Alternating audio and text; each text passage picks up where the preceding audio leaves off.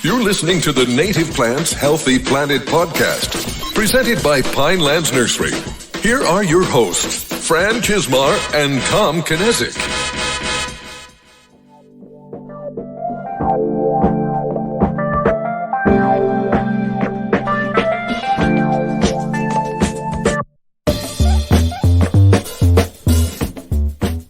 We are keeping it local this episode. Welcome back to the Native Plants Healthy Planet podcast presented by Pinelands Nursery. I'm Fran Chismar. And I'm Tom Knezik. We've explored preserving nature on large scales, even super large scales, and some smaller scales, but we've talked about some organizations that really started out at a kitchen table. Xerxes Society comes to mind. That literally started out at a kitchen table, and we're going to bring everyone back to that kitchen table today. Yeah, we have really looked at trying to get everyone involved on a large scale, but let's not forget you can make a huge difference locally, and it's, to me, with what's going on, and we kind of mentioned this in the last podcast.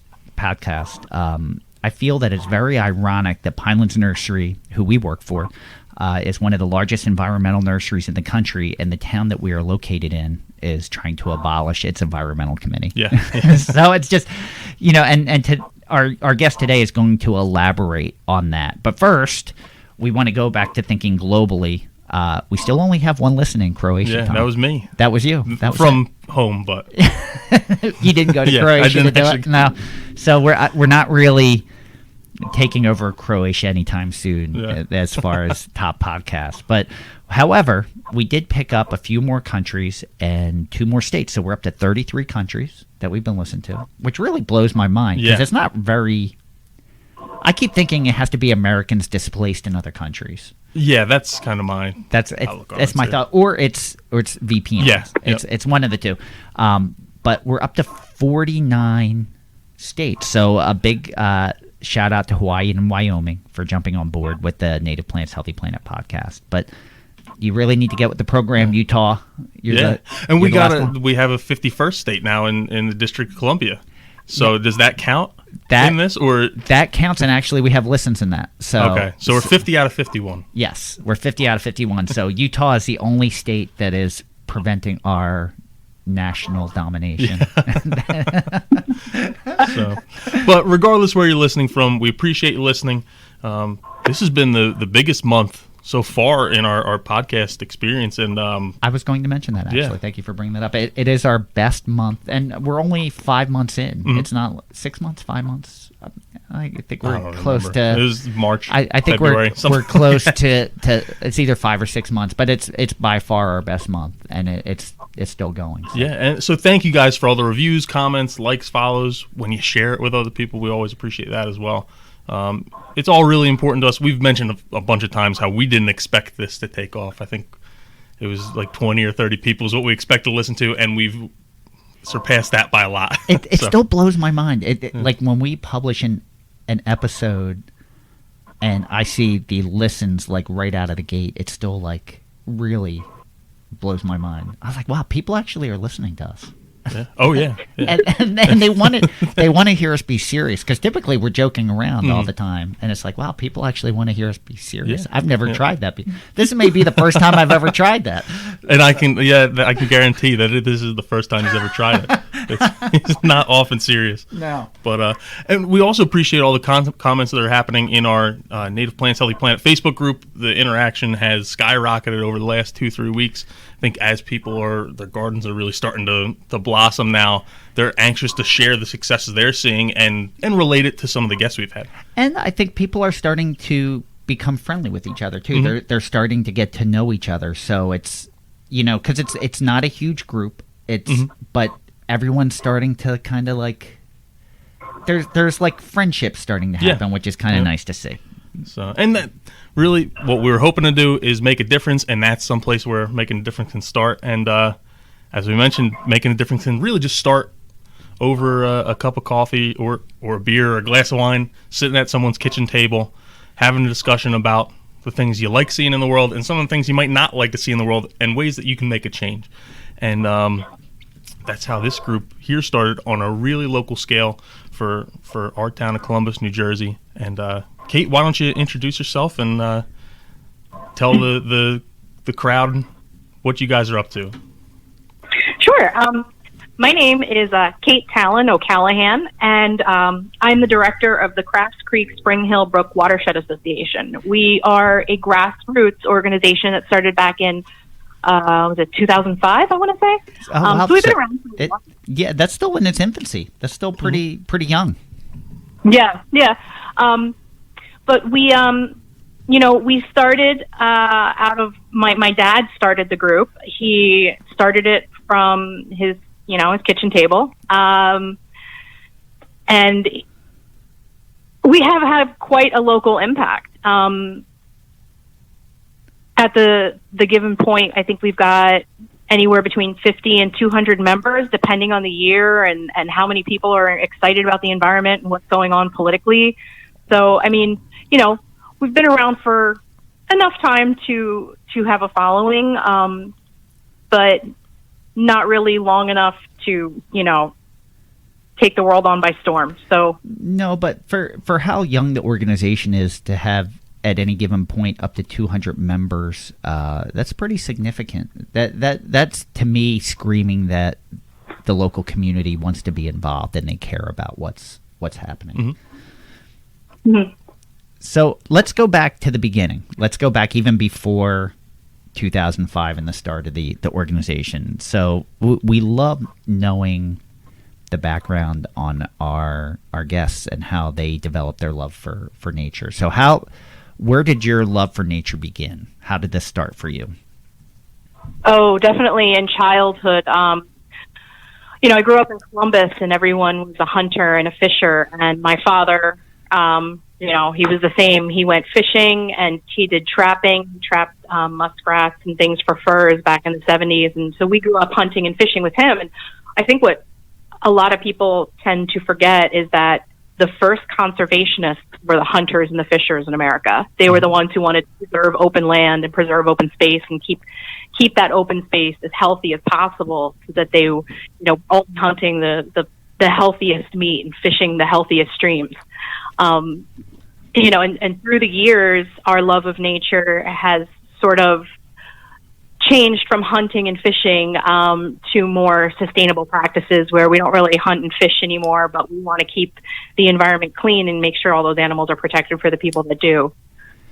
So one of the things that I loved when I looked at the website for your association was this statement as part of this phrase as part of your mission statement was, our mission is restoring, protecting, and enhancing the health of streams, wildlife, and humans. I thought it was very interesting that humans were last on that list, and because I think so many people put humans first as if they are on top of this hierarchy, which I really don't think that's what the balance is about. We're part of it.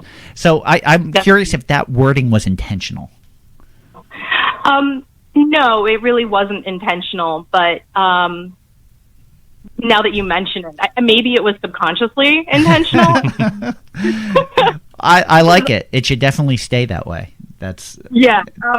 Humans can't be healthy unless our environment is healthy. Mm-hmm. So we really are the last part of this to look at.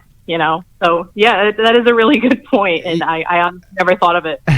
Well, keep it. I love it. So Tom thought it would be a really good idea for our listeners that don't know what a watershed, or not even just a watershed association, but a watershed, if they're unfamiliar, if you could explain to us what a watershed is and why they're important. And it's important because no matter where you live in the entire world, I guess, you live in a watershed. Yes. There's no exemption. I guess if you lived on a boat in the middle of the ocean, I guess technically you probably still live in a watershed then, but everyone is a part of a watershed in some way, and they might not know, or they might know the grander one. And some watersheds are bigger. Chesapeake Bay watershed, you can be in upstate New York, or central Pennsylvania, and you're in the Chesapeake Bay watershed. Yep. So that's a big example of a watershed. But we're looking at a much smaller example of a watershed. So if you could at least shed some light for our listeners that don't know what a watershed is. Sure.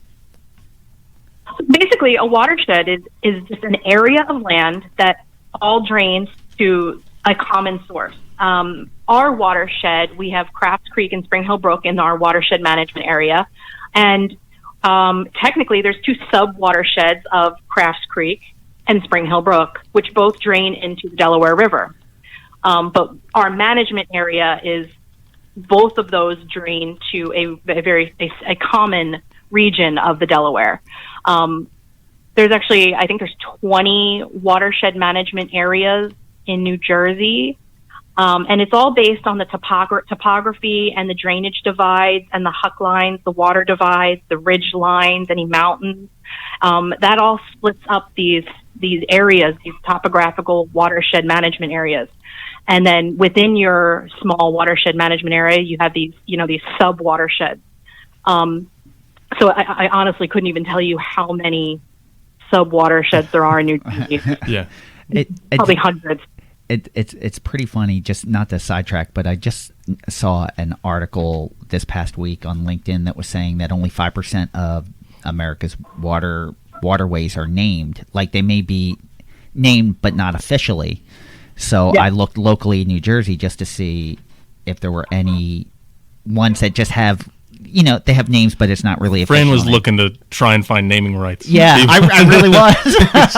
I really was, But then it was, I think, for naming right, if you're naming it after an individual, they had to have been deceased for at least 5 years before you could name it after them. But I thought it was interesting. They list as the source on the naming site for Crafts Creek and Spring Hill Brook. I think they're both listed as Bristol, Pennsylvania, which I thought was very interesting. Yeah, that is interesting. I didn't even know that. Yeah, the things you find out when you're just trying to name a waterway after yourself. Yeah. So you mentioned other associations or other watersheds in New Jersey. Yeah. And I think you said there's 20. Am I correct? Around 20? There's 20 watershed management regions. Okay, all right. Those are, some of them are very large, some of them are smaller. But those are, they're not all managed by bodies like us, by associations like us. Okay. Actually, only 21 watershed associations in the state of New Jersey right now.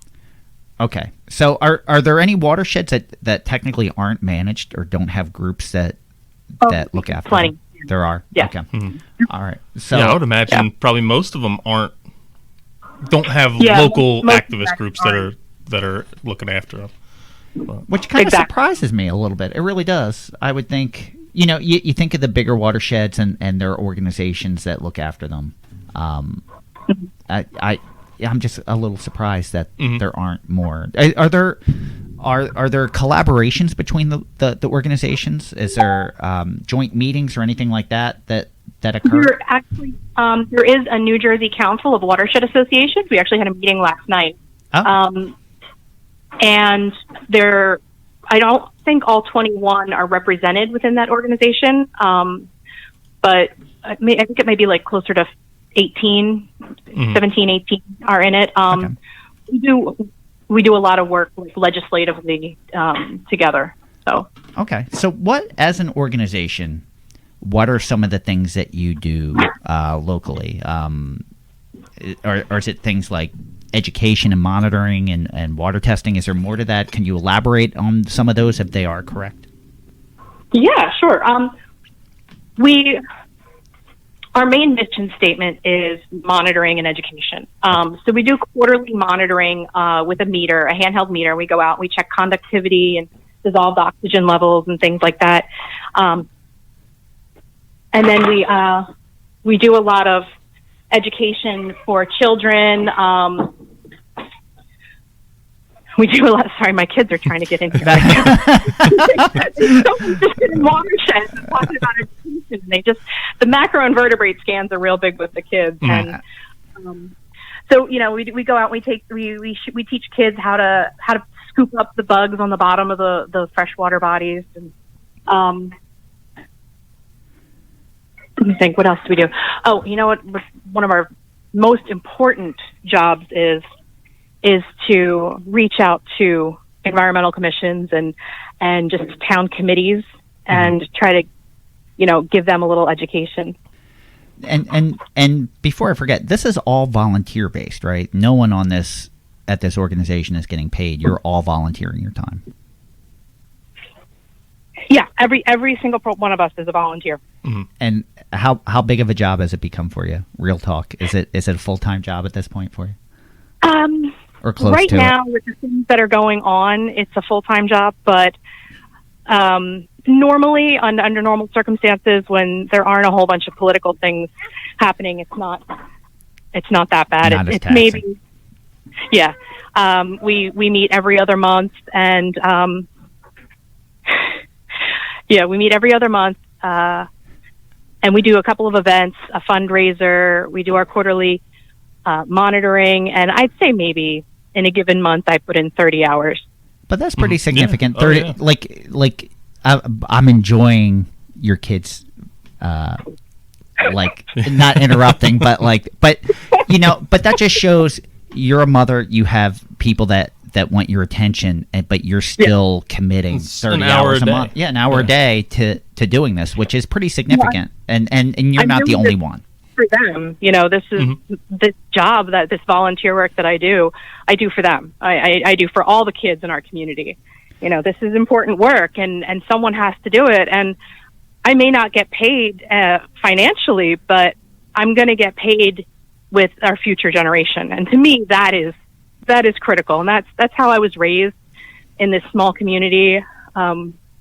It's important work to do. And I know a lot of people don't understand that. And it's, this opportunity to come on here and talk to you guys about that was just wonderful, because I know, you know, how popular you guys are getting, and wanted to get this message out here. You're getting heard in 33 countries right now, 49, 50 out of 51 states. So you know, a lot of this is preaching to the choir. But for those that don't think of it this way, why is it important to keep tabs on the local water sources in our town? Well, each town presents, you know, unique variables with their watershed. With Columbus specifically, and the Mansfield Township area, we sit on top of wells and aquifers that supply water to thousands of people in Burlington County. And we also, our water flows into the Delaware River. Mm-hmm. That is a major water source for New York City, for Philadelphia. What we do in our watershed is going to impact the lives of communities all around us. Not only that, but we also have really unique biodiversity in Mansfield Township. Because Florence and Bordentown, our neighboring cities and townships, have built out so much of themselves, we have not built ourselves out up to this point. We have retained so much biodiversity. We have young forests, we have middle-aged forests, and we have old-growth forests, which not all communities have. No. We sit along the river, and we have hunting grounds for bald eagles. We also have two recreational lakes. One, which is privately owned and hosts hundreds of kids swimming in it each summer. And then we have Crystal Lake Park, which is the county purchased because of its amazing biodiversity, because of all of it, the threatened and endangered species in it. Crystal Lake Park really is like the land that time forgot. It's like every time I step in it you forget where you're at. Yeah, and one of the reasons we've talked about it so many times before is because it's so different than what you not just find in our town, in our direct area, but in a lot of places in New Jersey. And in this area too, for those that don't know, the Burlington County Fairgrounds is right down the road from us. So the farm fair is hosted in our local community. I live in the neighboring Springfield Township. The Springfield Township is completely all well water. No one has city. There's no city water, so we're all pulling out of the aquifer. So it's important to us because that's our water source. So I guess my big question is, when you do this monitoring and you're doing the water testing, what are some of the things that you're finding? I guess, and that's maybe pollutants and life that could be an indicator of pollutants or lack of pollutants, and I guess. So we do test quarterly, and the reason we test quarterly is because you're going to see different results seasonally. After you get a lot of heavy snow, you're going to see the salt levels in the water go up because of the road salts. You're going to see water bodies that are close to a parking lot and things like that in the spring. They're not going to have a lot of life. It's going to take them weeks to generate life because of all those road salts that are pushed in there.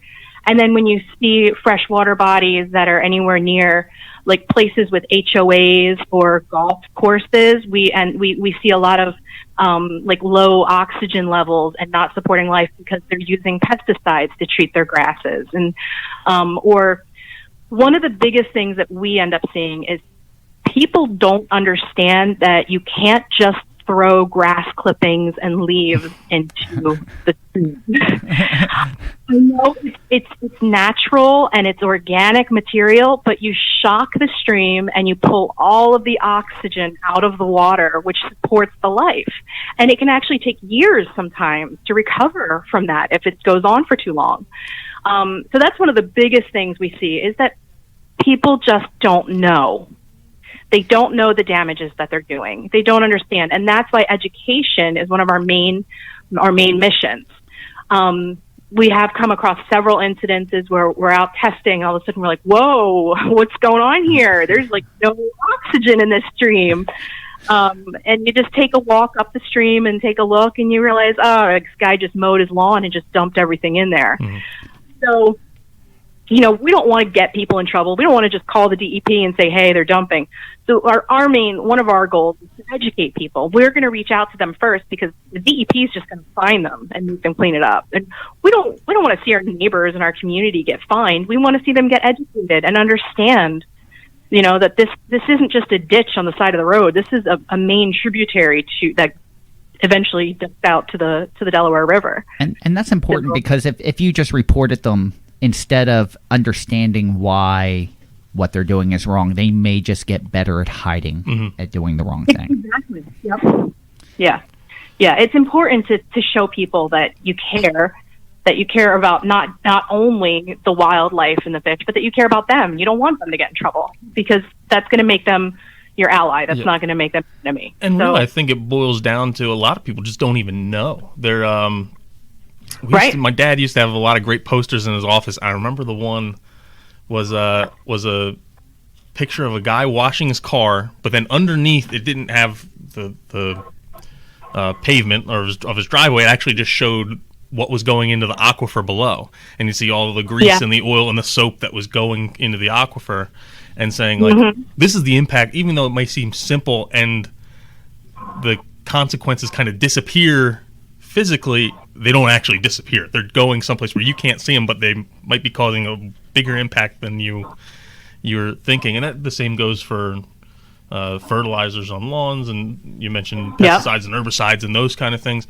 Well, just because you don't see it anymore, it's no longer in your hands, doesn't mean that it's gone. A lot of times it's hopefully getting filtered out through the soil before it gets in the aquifer, but sometimes it's going into the aquifer that in a lot of places becomes our drinking water. And I think a lot of people just don't think about it. We take for granted the amount of locals, the amount of people that live here that grew up here. And there's a lot of family names that have been here for a very long time. But there's also, a lot of the redevelopment that we've encountered are a lot of people coming from urban environments or city environments that never really lived in the country or had to take care of or understand what those issues are, or some of the things that they've never had to think that way. It's not they're doing it maliciously; they just don't know. They need that education. Right. Exactly. So I guess you kind of mentioned the education portion. So you found a contamination, you went upstream and figured out where it was coming from. You mentioned the education part. If the education doesn't work, what's the next step after that? After that, unfortunately, we have to report to the DEP. They have the enforcement to go out and get something cleaned up. So, we don't like to do that, but sometimes it's necessary. What with everything that you've encountered, what would you say the biggest threats are? What are the biggest threats or the biggest factors threatening our watershed right now? honestly, I think adding impervious surface. Our watershed is already built out and paved to around 15%. And when you start to go above that, you start to run into serious flooding issues. And that's where you're going to start damaging people's properties and homes. And it's kind of scary to think of that because of, New Jersey is the only state that's actually a peninsula. Florida has a peninsula, but New Jersey is a peninsula. We are completely surrounded by water. And being a river-facing community, flooding is a major issue, especially with all the highways we have running through here, the farmlands we have. We don't want to put people out of business. We don't want to put people out of their homes. We don't want to cause problems on commutes to work and, back and forth. And this community has, I don't know how many major highways, 206, Route 130, 295, the Turnpike. I know Route 130 in Bordentown, right by Crystal Lake, the northbound lane is closed on major rain events at least 2 or 3 times the past year and a half. So, those are the things that we're going to start seeing more of if we continue to pave large portions of land, especially large portions of land close to tributaries and creeks. We were just having this conversation in the office. Where I live in Springfield Township today would never be built. Where I live was a marsh. And some of my coworkers grew up in Springfield Township before that area was developed, and they're like, man, that should never, in today's standards, that would never be developed. Because there's still roads that get closed down when it gets heavy rainstorms. Jacksonville, Jacksonville Mount Holly Road still floods every time it's a major rainstorm. They have to come out and block it off, and no one can go down that road. So it's we're dealing with a certain water table also. So there's a lot of factors that way. And you mentioned impervious surface. That's really I had a college professor really put it in a interesting way when talking about like the classification of streams, and you might even know the classification of Crafts Creek. But like a main or headwater would be like a class 1 stream, and then moving down you get to like the Mississippi River, and that's I don't even know what class it would be. Something a lot bigger number. I'm not sure. But he's talking about with all the impervious surface, those class 1 headwaters all of a sudden don't necessarily become the headwater. It becomes your gutters if you have a big enough roof. Well, that gutter is capturing enough water to actually be like a class 1 stream, and now you're putting into a sewer, and the sewer eventually is going to stream, and now you've compounded all this water that normally would have been captured by first the trees, then the shrubs, then your herb layer, then the ground, and really slowed down. Now is basically rocketed to the stream, and that's why we're seeing all these 100-year floods or 10-year floods or 20-year floods a lot sooner than 10, 20, 50, 100 years, because we've created all that impervious surface, your driveways, your roofs, your parking lots, those kind of things. And it doesn't soak into the ground. It shoots to the river. And while it's shooting to the river, it's also bringing with it all of those toxic lawn chemicals that these communities, these HOA communities, force people to put on their lawns. And it's the golf course and the exhaust from the Manheim Corporation or that national auto dealership we have. All those exhaust fumes and oil and grease that lay on there, that's all floating downstream. And that's another great point, is the faster that water's moving, the less sediments and those kind of things can drop out. I mentioned, I forget what episode it was, but my favorite job title, a fluvial geomorphologist, and it was Alda Leopold's son, Luna Leopold, says, I'm going to mess up the quote now, but it was, rivers are the veins from which, or the gutters from which continents drain, meaning that all the sediments are coming down, you're filling in the bays, and for those that don't know, so a fluvial geomorphologist is the person who studies the natural flow of water. And the faster that water moves, the more erosion occurs. There's so many things, and how it degrades the land, and what that does to the riparian buffers. And you even think about a lot of our streams, and this is, again, we mentioned people just don't know. You look back to farmers at the maybe probably a little bit after the turn of the century, well, they took the streams on their property and they straightened them all out. Yeah. They used to be meandering and going back and forth, and the water kind of went really slow, and now you made it straight. And while it might not be a problem on that property anymore, as soon as it hits that first turn, that turn's getting eroded and wiped out because it just can't take all that energy. Because dams have been built, things like that, and the energy, it increases the overall energy. It completely changes everything. But there's been some great studies. I know there's work being done in New Jersey where dams are being removed. Pennsylvania, I saw a great presentation a few years back where they were reconfiguring streams back to their normal flow, and they were saying that the seed banks were all still in the ground, and native plants came up that they hadn't seen there in years. It was just waiting for that to be moved back to its normal flow. So we're progressing in a lot of ways that way. I know, and this is we're gonna, I guess, take this in a direction where it gets touchy a little bit. One of the biggest factors is development too, because we can continue to increase impervious surface and other things like that. So, and you look at our town in particular. I brought it up at the end of the last podcast. I brought it up on our Facebook group and some other places in our community. My brother has been one of the most. He's been very vocal. I don't want to say outspoken is not a positive. Vocal. Very vocal about it, because he's seeing a community that he's lived here for nearly 30 years since he was born, and it's changing very, very quickly, very drastically from how he saw it when he grew up. And there's reasoning behind why our township officials want to do this. It's not like they're saying, oh, well, we're just going to do all this stuff because we want to. There's a lot of it is financially motivated, because our town is in, I think, pretty dire straits on a financial end. We kind of ran out of money, I guess is the best way to say it. And Kate, I know you know a lot more about this than I do. And if you're bringing in some of these businesses, especially big warehouses and those kind of things, well, that's a pretty big chunk of change as far as the money goes. But there's a lot of questions on whether that's the best way to go about it. So what is Crafts Creek's stance on the redevelopment going on in our town? So with Crafts Creek, I mean, we try not to get super political. The problem is, because we're, education-based, there's so much documented evidence that chasing ratables and trying to build yourself out of tax burdens does not work.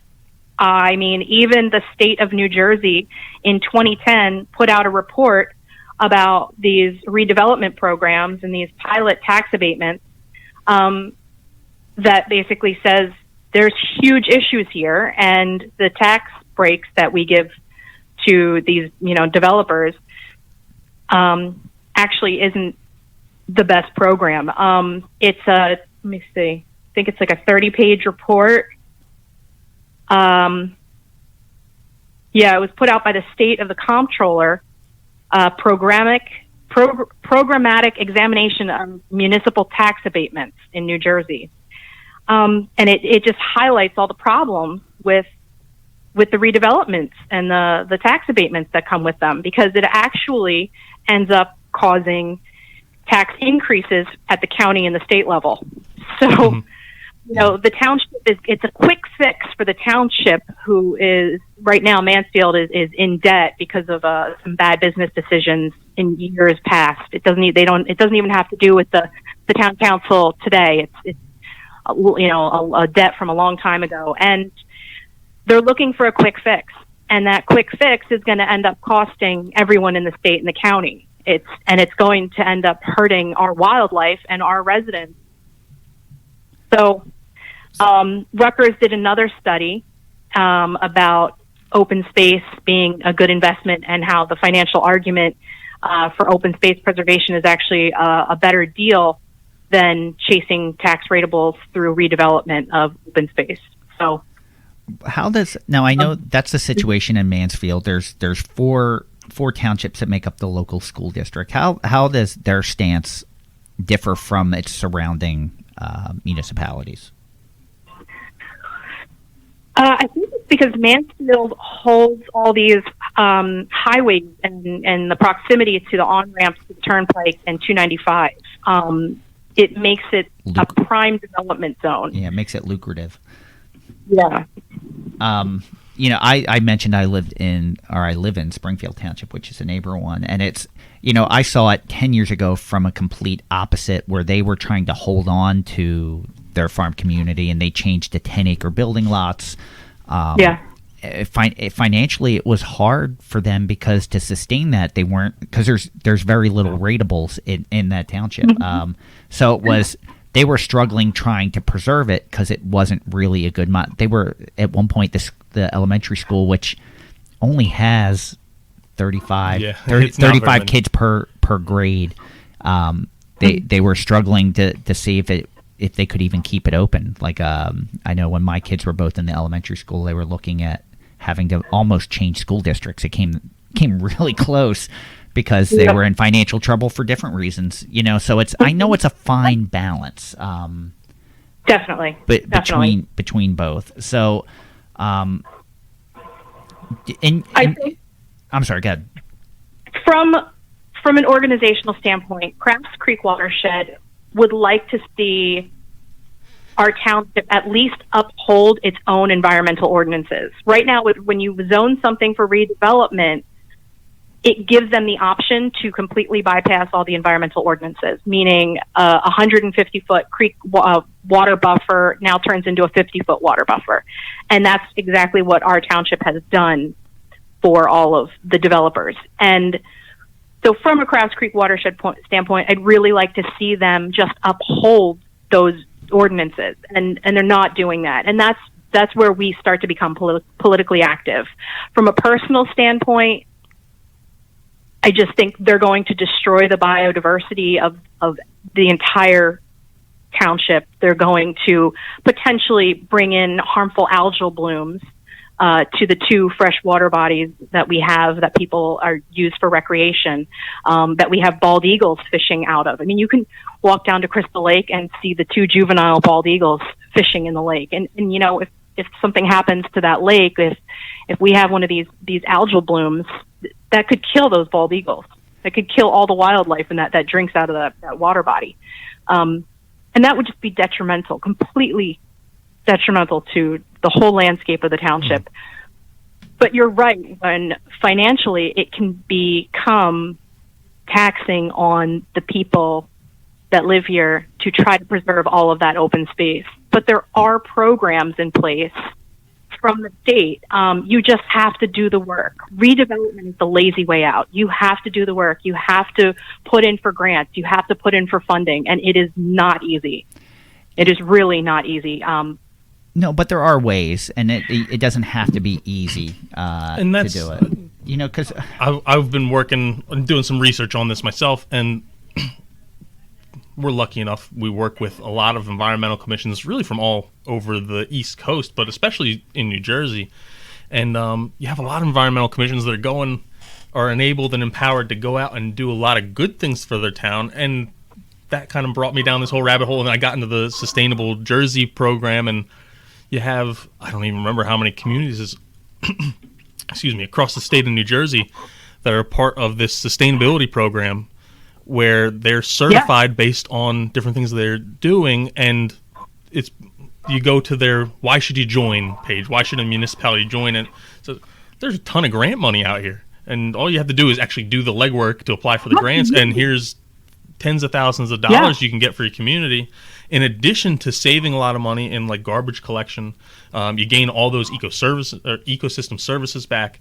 There's a lot of benefits to being in that, and it's, in my mind, it's the way of the future, where you don't want to look at this from a past tense where things weren't developed. Oh, we got tons of space to do a lot of this activity. And people look at it very differently. We see land, like we have these hidden gems that we'd like to keep that way. And you say, oh, right, I'm so happy this land hasn't been developed. And then there are people that say, look at all this land that's never been touched. It should be developed. It's definitely two different point of view, two like extremely opposing point of views. And it's and it really makes me wonder if the people that have that view didn't grow up here, if they didn't grow up in that. It's much different. I grew up in a place where everything was developed. There wasn't anything that was undeveloped. So it gives you a little bit of a different view. Now that I'm here, and I've been here for over 20 years, you appreciate that it hasn't changed when you see how rapidly everything else has changed. And I know just since I've been here, I mean, 2 developments in this town doubled the size of the town. And the same thing happened to the neighboring Chesterfield. 1 development. There's more people in that development than the rest of the town itself, and they see the impacts already. They already understand the impacts of what have happened, and they would like that to not get worse. And that's a town that is a part of that Sustainable New Jersey program as of like a year or 2 ago, I think. And like you mentioned Bordentown, which is the closest city to us. It's not like it's a big city at all, but they're a part of it. And we just posted something on our Pinelands Nursery Facebook page that they're putting up these like pizza box recycling centers where you actually they shred up the pizza boxes and they go to farmers, and they're doing a lot of really cool stuff and having green fairs and encouraging businesses to be more sustainable and kind of giving them credit when they are. It's really neat to see right in, I guess, the town over, not in our backyard. It's easy to miss it when it's gone. It's a lot harder to bring it back, though. It's easier to restore. It's just, there's so many different point of views. I'm really proud of the township I live in and what they've done. My taxes have tripled. That's one of the downfalls. But it's a as I'm looking to get ready to move within the next year, it's also become a very desirable place to live because of how it is, and it kept the property values. They're starting to go back up. So there's pluses and minuses. There's a lot of different ways, but more than anything, with every episode, it never fails. It's loss of habitat, and development is a prime factor for loss of habitat and all the things. We talked on the last episode about missing quail. Like, you remember hearing quail, and they're no longer here. What else won't be here? It's, will the fishing change? It's going to change. Will the hunting change? Yeah, it is. It's gonna. We see the effects just with deer on the nursery. We never had an issue. Now we didn't have an issue in 30 years, and now we do. That's going to get worse the more they develop. And that's something else that they're not taking into consideration, is that we have all these preserved farms in Mansfield Township and the surrounding areas in Springfield and Chesterfield and North Hanover. And by developing all this area, the farmers are going to have more problems with pests. It's going to reduce biodiversity, which is going to increase the pest problems for these farmers. Yeah. And the township keeps stating, well, these people are retiring and want to sell their property, and who are we to tell them what to do with it? Well, you're the ones who set the rules to protect the rest of the citizens. And no matter how many times we say that and try to drive that home, they just keep saying, well, they're allowed to do whatever they want, and it's going to bring us money. You're going to be happy with it. Crafts Creek Watershed did just recently reach out to the Environmental Commission on this, trying to become sustainably green. And we did actually, Tom, we reached out to Steve to see if he wanted to maybe take on pizza boxes and use for, composting and farming. And he was on board with it. So he was actually at the last Environmental Commission meeting talking to them about starting this project and taking this on and moving towards maybe getting us, green certified, and then we could apply for grants and hopefully, do some tax relief that way. But it was the next day that we found out they were going to vote out the Environmental Commission and just get rid of them altogether.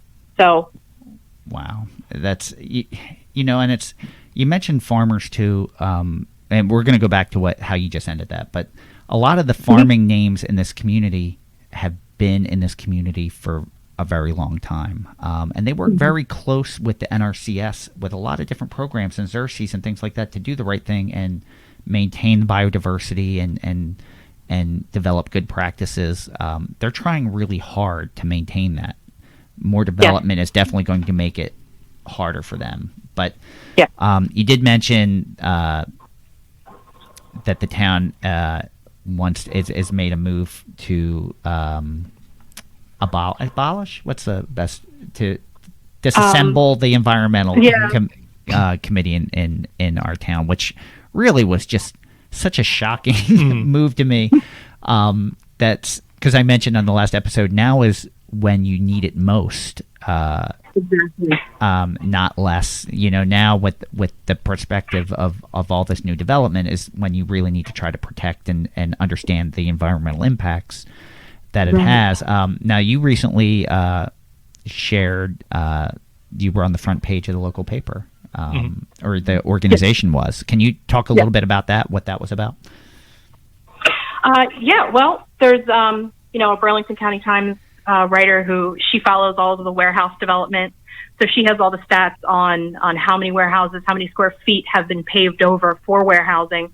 And she found out that Mansfield was trying to push through multiple warehouses before the end of the year.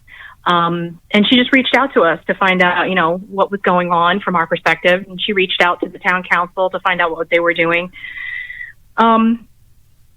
And really, at the end of the day, it came down to we were trying to get them to slow down and to allow, there's new stormwater regulations coming out in March of 2021, which will force developers to include green infrastructure for this whole state of New Jersey. And that is because of New Jersey, being a peninsula, having so much water on all sides and throughout the state. There's wetlands everywhere. The whole fact that New Jersey is experiencing climate change at a faster rate than every other state. We're going to start seeing these issues much quicker than we realized we would. So these stormwater rules they've been working on them for, it feels like a decade at this point, but with the New Jersey Council's Watersheds, we've been following this very closely, and I've attended these meetings and tried very hard to push the town council to put a break on and wait it out. Don't approve the plans until the stormwater regulations are in effect and you guys have ordinances to support them. And they flat out said to us, why would we want to cost the developers any more money? We need to push these through as fast as possible.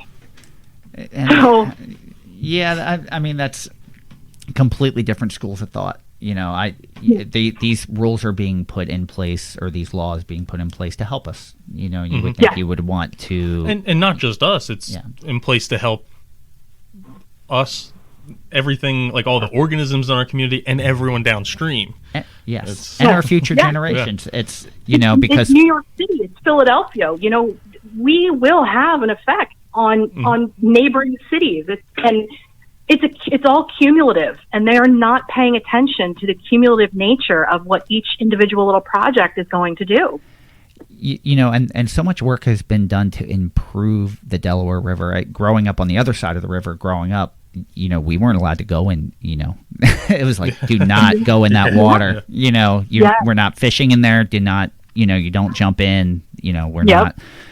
So they've done a lot of work to improve it, but there's a lot of things going on that are going to degrade it as well. It's an uphill battle, which is hard to see. So it's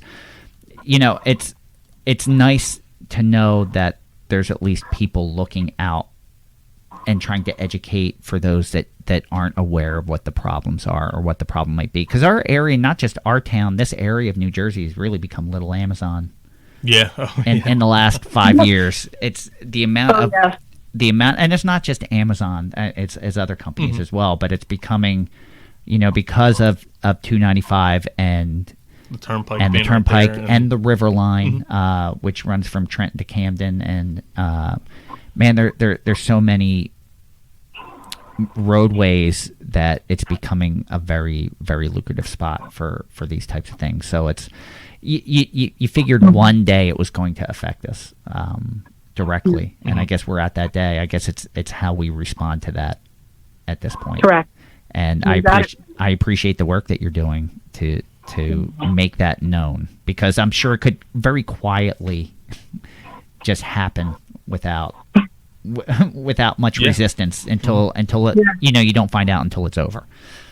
Yeah, definitely. That's actually one of the points that the state made in its programmatic tax abatement report, is that there's too much of this is done behind the scenes. Once they zone it a certain way, once they zone it for redevelopment, a lot of it is done in executive session without the public's knowledge, and that's one of the biggest problems, is that people don't need to be notified once they zone it this way.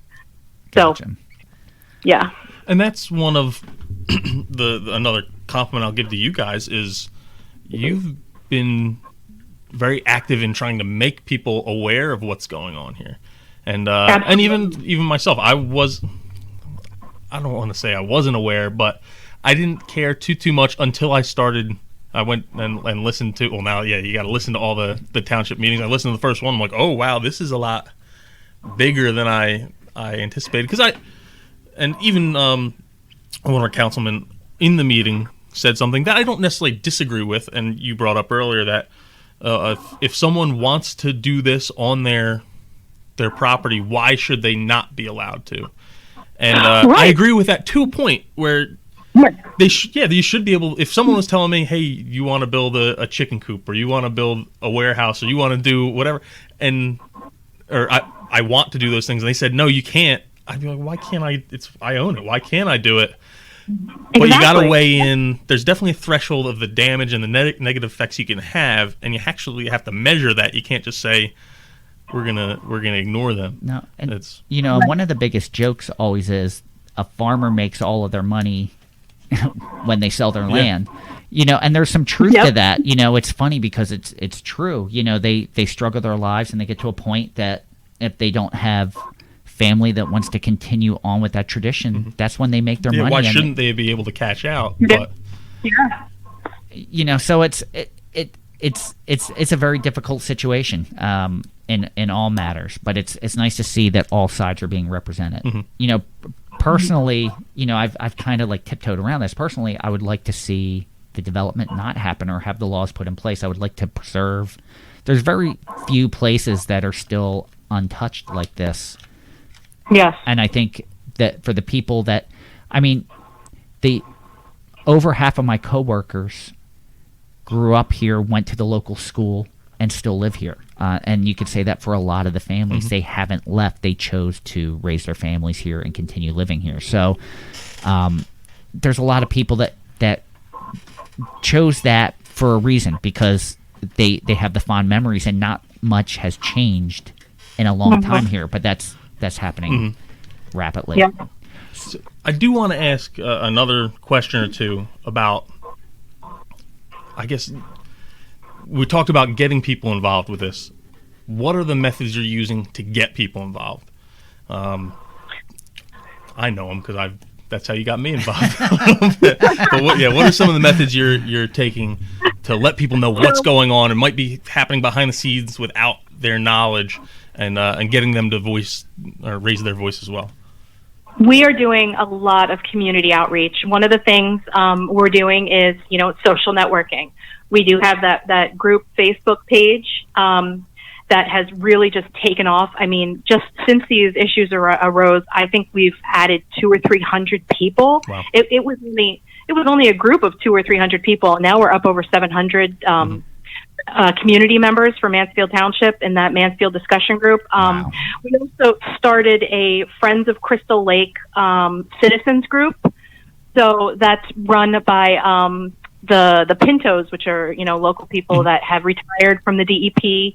They both spent 30 years or more working for the New Jersey Department of Environmental Protection, and Frank and Debbie are a powerhouse couple. They have so much knowledge and so many contacts, and basically reaching out to different community members and just having conversations, finding out who they know, what they do, what kind of knowledge base they have, getting them informed and caught up. And I'd say I get anywhere from 3 to 15 phone calls from people a day on these situations going on in Mansfield, on these environmental issues, on these redevelopments, and this environmental commission being repealed. And people want to know what's going on. They want to be involved, and they want to help. And just using the power of social networking and start forming this organization who reaches out to people, and we basically have kind of team leads in all the little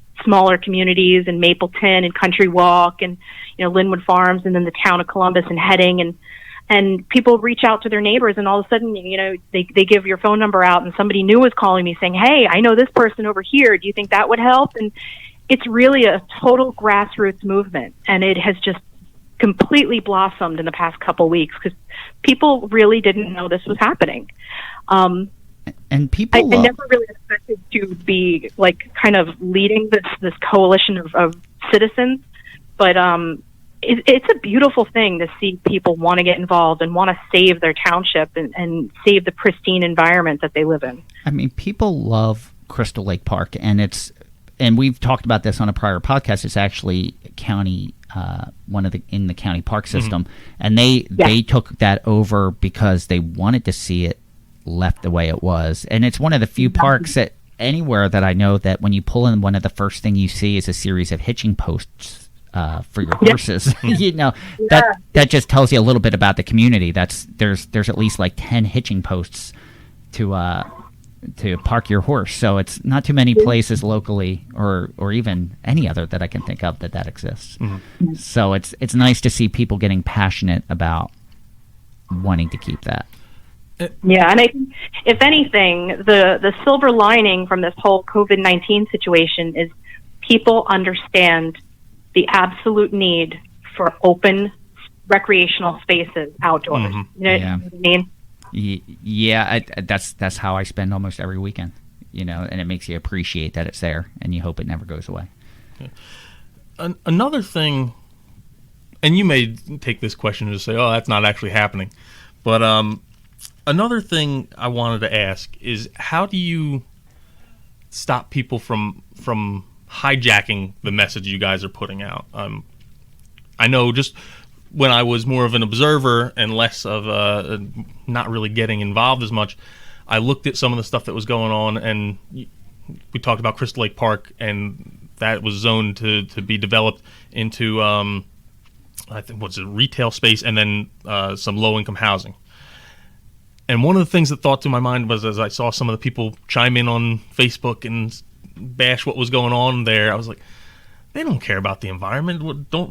That person, to me, doesn't seem like someone who would care about the environment. They just don't want low-income housing or any development to happen there. Is that actually happening? If that does happen, how do you get those people from latching on to what you guys are doing and maybe steer them in their own direction? So, yeah, absolutely. People are going to grab at any platform to get the results that they want at the end of the day. And to some extent, I mean, it's good that they're grabbing the environmental message, but I feel like it's pretty detrimental to the low and moderate income families, and people who do really need affordable housing. Crafts Creek organization definitely supports affordable housing. We just support it in responsible areas.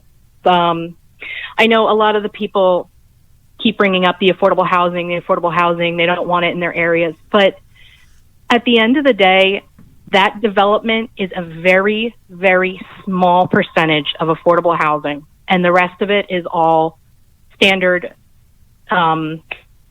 rate apartment complexes and some shopping. It's going to be more damaging just having that type of development right next to a passive wilderness park. It does break my heart to hear people saying things like that, and I don't like the fact that the township keeps putting all of its affordable housing on the outskirts of town, far away from the center of town, where affordable housing really should be put. It should be built into the center of the town, at the heart of the town, so that those people can actually be included. But the way the state defines the term inclusivity is you have to build affordable housing with standard rate housing, which is, to me, is just disgusting. Inclusivity should mean you bring people of lower means into your community. You don't build them on the outskirts of your community, because what that's doing is actually creating more animosity with people who have sunk their retirement into living in an area that was previously all zoned for light commercial or light industrial, or had woodland management plans as part of like that contiguous acreage where they want to build this shopping complex and these 600 apartments. It was actually under a woodland management plan, and it was the developer has had it under a woodland management plan for 30 years because of how old the trees are and how diverse that the flora and fauna in that area is. So, those people sunk all their retirements into these houses to be near that park, and now they're going to suddenly rezone everything and build it up, and now these people have nowhere to go except in front of a huge apartment complex that the township's master plan didn't call for. So it's funny, just even saying that they're building it on the outskirts of town. It sounds like the making of a John Hughes movie. Like, oh, they're from the other side of the tracks. Yeah. And that's what basically it's. I know that's saying it in a joking manner, but that's what it's doing, basically. Exactly. It's a predatory development style. The developer is not going to make money off the affordable housing, but they're going to sue the township because the township did away with its master plan that actually had affordable housing built into the center of town. They just got rid of it and never bothered to set up a new plan, which they're obligated to do. Mansfield is obligated to set up affordable housing. And they just decided not to, which this has happened before. So, all that money that was thrown away on legal fees, again, it was just, they're trying to take the easy way out. They're not doing the work. They're just letting the professionals just do things at their leisure. And I think that's why people are upset, is they're just taking the easy way out and they're not doing the job they've been elected to do. So what is the next step? What can be done for people that are hearing this and want to get involved? What is the next step? What can everyone do to help change this? Right now, I think what we're trying to do is save the Environmental Commission.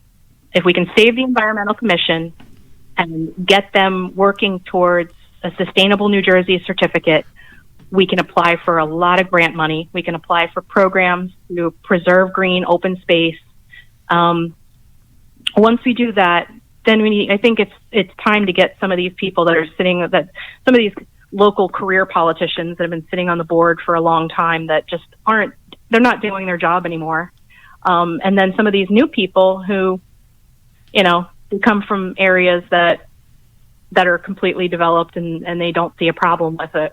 So, if that's not the goal the residents want, it's time to get them out of office. And unfortunately, the two people who just won the primaries are running completely unopposed. So it sounds like they may be it. Wow.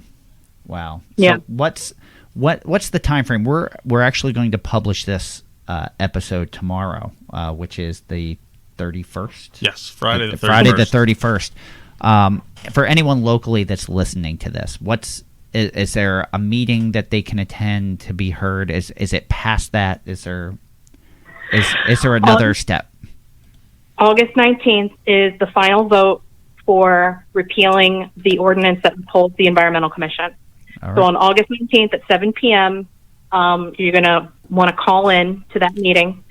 People get 2 minutes to speak their mind. Before that, if what you want to say is going to take longer than 2 minutes, we strongly urge you to write a letter to the township and definitely CC your legislators. Assemblyman Conway is very invested in helping preserve Crystal Lake Park and everything that feeds into Crystal Lake Park. Senator Singleton is very involved environmentally. I think he's District 7 along the riverfront. Mm-hmm. So we definitely want to include him and the other District 7 and 8 legislators as well. And also the county freeholders. Let the county freeholders know that you definitely want to preserve open space and you don't want to see your tax investments into Crystal Lake Park and into the King Core Trail, destroyed by development. We as a restoration and an environmental native plant nursery, the work that we do is basically repairing the mistakes by men, and over the course of time, and it can be, a hurricane or something like that. But mostly what we do fixes problems created by humans. And it just seems like a recipe for disaster to get rid of the Environmental Commission, because we've seen it all before, and we've supplied plans to fix it.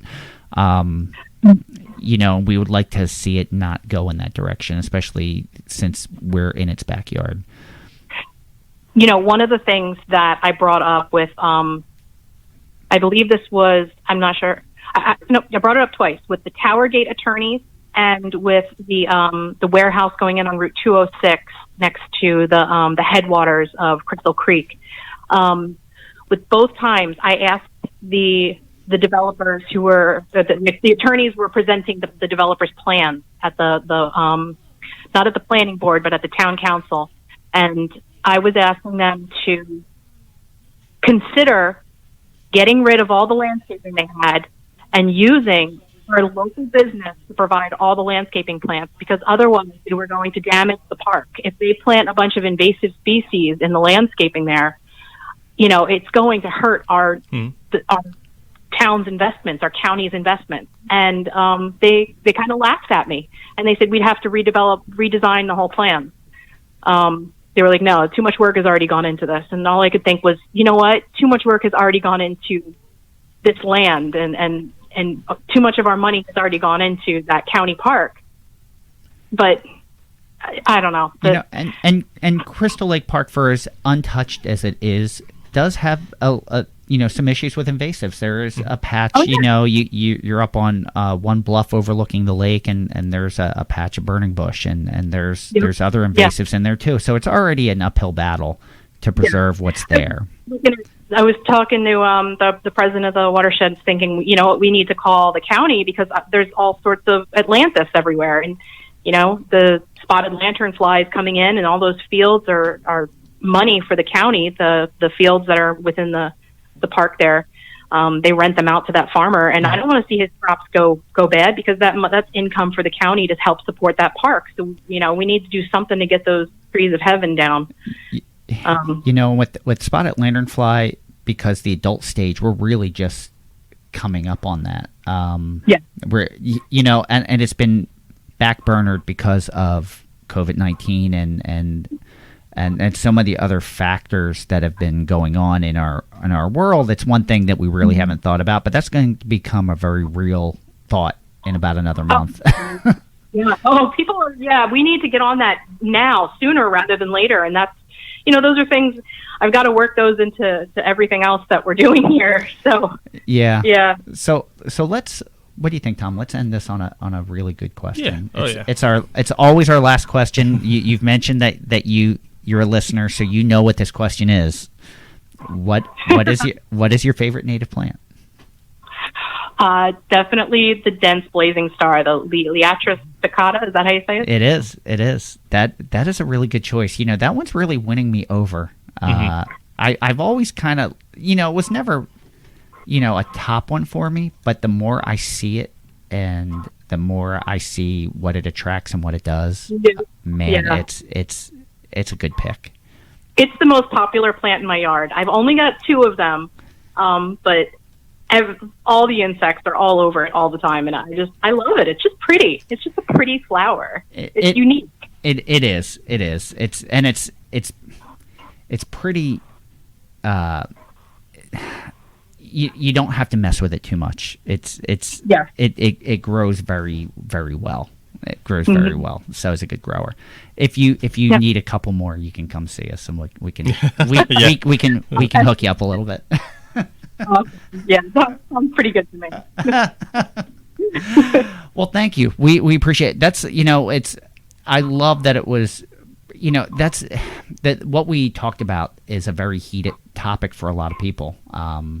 It is. But I really feel we kept it productive and really pointed out some really good things for people to think about. And this I hope they easily consider. Could have been 3 people just bashing a decision that other people were making, but they aren't here to defend themselves, and we want to make sure that we're keeping it factual and and really on point. It is something important that's happening in our community, and I'm sure it's not just our community; it's a lot of communities Oh, out yeah. there. No, there's communities. I belong to a group of people in the state of New Jersey who are all fighting the same thing, and we're working on hopefully doing some sort of legislative action to alleviate these kinds of problems. So And we'll see. this is great work being done that started around a kitchen table. So for those of you out there that are thinking how you can get involved, that's a great way to get involved. If you don't have an organization like this in your community and you're experiencing some of these issues, Kate, you're actually a member of our Facebook group, correct? Absolutely. Yeah. So make sure you shoot. If you have questions, shoot them to Kate in the group, and we can. Yeah. Think about starting your own organization if there isn't one, or if it's something and you don't think it's going in the right direction. Start your own. Yeah. And it's just it's a cup of coffee or a beer or a glass of wine and a couple friends. Hit me up on Zoom right now. Anyone wants to, But anyone wants to start their own watershed organization or wants to start a grassroots campaign to try to fight some sort of battle you have going on, I am always open to have a discussion with someone and put you in touch with people that can help you. So, really. That is awesome. I love how many of our past guests are members of that group. Oh, yeah. Kate, John Park, John joined, Kelly Gill, there's Marcus Gray, so many members. So you have a great group of resources. If you have questions, please take advantage. They joined this group willingly. We didn't ask them to. They did it on their own. So if you have questions, please, they want to help you. Oh, I'm one of your number one fans. I'm always you guys, telling everyone about you guys. I love Pinelands Nursery. I love your podcast. You're fantastic. You do amazing work. Well, thank you. I'm not going to take any credit for that. I'll give that to you, Tom. So, Kate, why don't you just sum everything up that you said today in like a final thought and something we can leave everyone with. Oh God, really? Put me on the spot like that. The floor is yours. You can say anything you want. Oh, okay.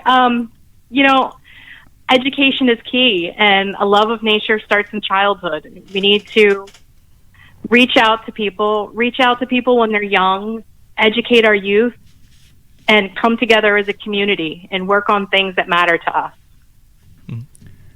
Tom, do you have a final thought? I'm going to let you go. You're let me go. I don't know if I have a final thought. Friend, you've been really slacking with I the final really have. thoughts You know lately. what? Because I got so engrossed I didn't even really think about it. Yeah. The conversation that we had today is, I'm sure, a conversation that many of you are having on your own at home, and it affects you, even if it's the town over or two towns over. It affects you. It's going to affect cities south of us, 30 minutes south of us. It affects a lot of people, and these decisions shouldn't be taken lightly. And we're going to have guests on in the future, too, that are even going to expand on this. We're actually going to have an episode that really goes in depth about our water, not just locally, globally. Yeah. And how it affects us and what it means and what we're doing to our land and why now is the time to think about it and start to make a change. So we're very proud that we can have a platform to make those voices heard and a listening group that can make a change and do it. Have these conversations. They're not always easy conversations, but they need to be had. So think about it, talk about it, do something about it. There you go. How's that for? You saved yourself. Woo! There's some redemption there. All right, Tom. Thank you, Tom. It is your turn. Final thought. I guess a couple weeks ago we asked you all to call in to your U.S. representatives about passing the Great American Outdoors Act, which did pass. Almost, I think it was like 300 to 100 or some crazy number. It was huge amounts of bipartisan support. That funding, or that act, grants funding for the Land and Water Conservation Fund, which is used in every county across the United States.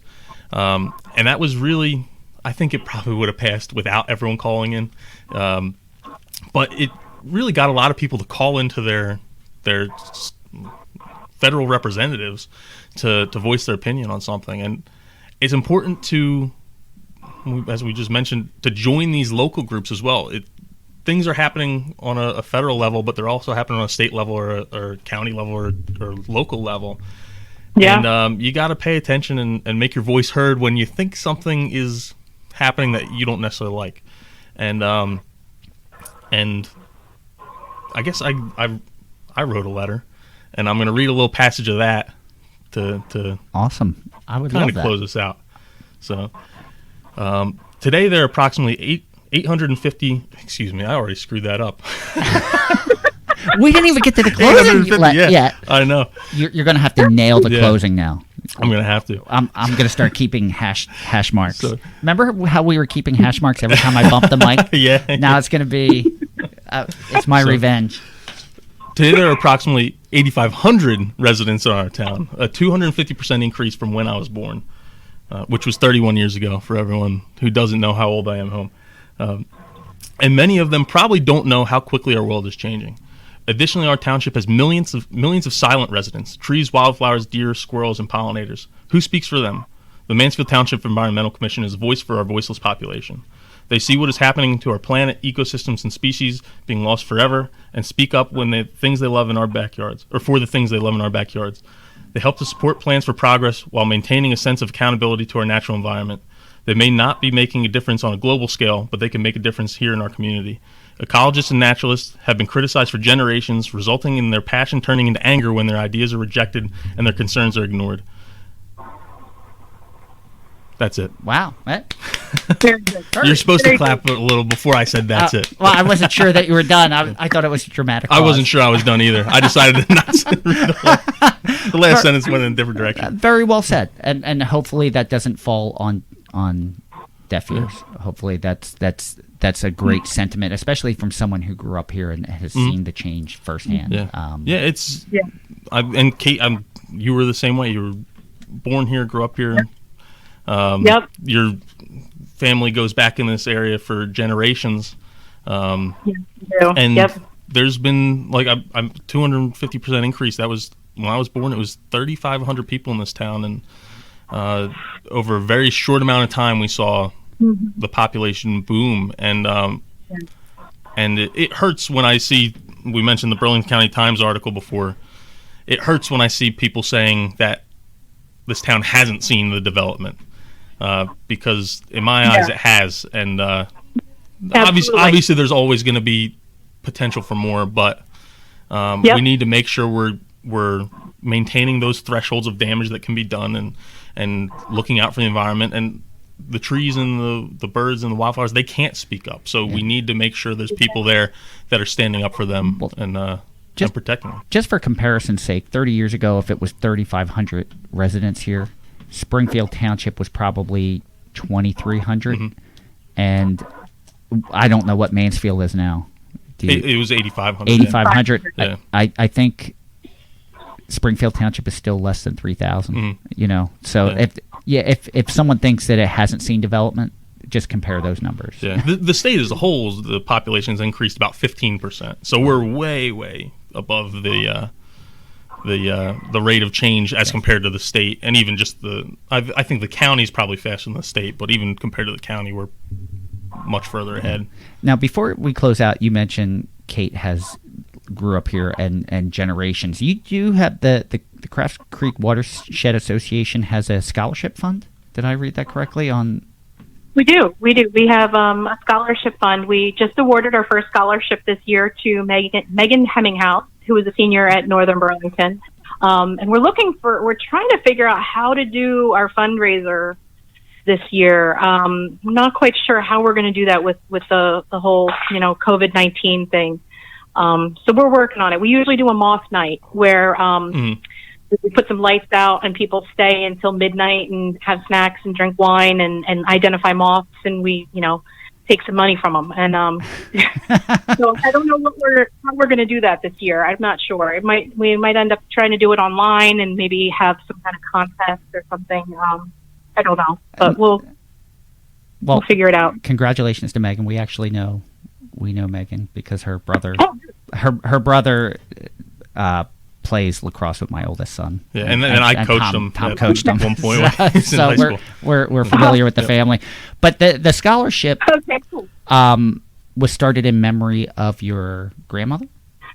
My grandmother, Dr. Marion Talon. Yes, she was a notable woman in Burlington County. She won, Burlington County's Woman of the Year a few times. She got her doctorate, at a time when women weren't getting doctorates. And she didn't actually discover her environmental side until much later in life. And it was really beautiful to see her go from strictly being an education-minded, child development type person to suddenly realizing that, wow, childhood development really blossoms when you bring in the natural world into things. And she really did push that whole environmental education aspect of Crafts Creek Watershed. So, it is really important for us to hold something in her name and, to get all of her friends together to remember her and the things that she brought to not only Mansfield Township, but to Burlington County and the state of New Jersey and women in education. That is a great way to honor her memory. And it just shows, too, for everyone else that there's no wrong time to get involved, regardless of what stage you are in your life. It's never too late to make a difference and get involved. Yeah. So, and your grandmother played a big part in my life as well, because she was very influential in the whole community and ran different 4-H clubs and was always making sure that she kind of guided us from when I was a little kid and guided us and a lot of my friends into down the right path and doing the right thing. So we're really thankful to have her as a part of the community. But that about wraps it up. We want to thank you guys for joining us today. We hope you enjoyed listening to the Crafts Creek Spring Hill Brook Watershed Association with Kate Talon O'Callahan. Woo! Got it. A little bit of a tongue twister. So thank you everyone for listening to Native Plants Healthy Planet, presented by Pinelands Nursery. I'd like to give a big thank you or shout out. Wow, I realized last time I messed that up, but I completely just talked through it. So I was like, I'm not even going to admit I made a mistake. So I'd like to give a big shout out to Stephen Marr for contributing our theme music. You can follow us on Twitter at Pineland Nursery, Facebook at Pinelands Nursery NJ, Instagram at Pinelands Nursery, and YouTube at Pinelands Nursery. And let's not forget the Native Plants Healthy Planet Facebook group. Remember, Kate is a member, so let's keep the conversation going there. You can listen to the Native Plants Healthy Planet podcast directly at www.nativeplantshealthyplanet.com. You can also check us out on Podbean, Apple Podcasts. Leave a 5-star review. We picked up one, but it was on Stitcher, right? Yeah, we'll take it. Well, I didn't know you could leave reviews on Stitcher, so leave them there too. Yeah. Where else are we? Spotify, Google Play, TuneIn, iHeartRadio, YouTube, or just ask Alexa. You're using Alexa at home anyway, so why not you're washing the dishes, instead of putting on some music, listen to our soothing tones. You can. Yeah. It's we'll lull you to sleep. Yeah. So, and to do that, you just say, "Hey Alexa, play the Native Plants Healthy Planet podcast." Let's try it. If you have this on at home, maybe I'm turning on your Alexa right now. Yeah, it works. It works. Thanks, everyone. I'm Tom, and I am Fran. Kate, thank you so much again for joining us today. We appreciate you taking the time out of your day. Thank you, guys. Great. Anytime at all. Anytime. And thanks again, everyone. We'll see you all again next time. Until then, keep it native.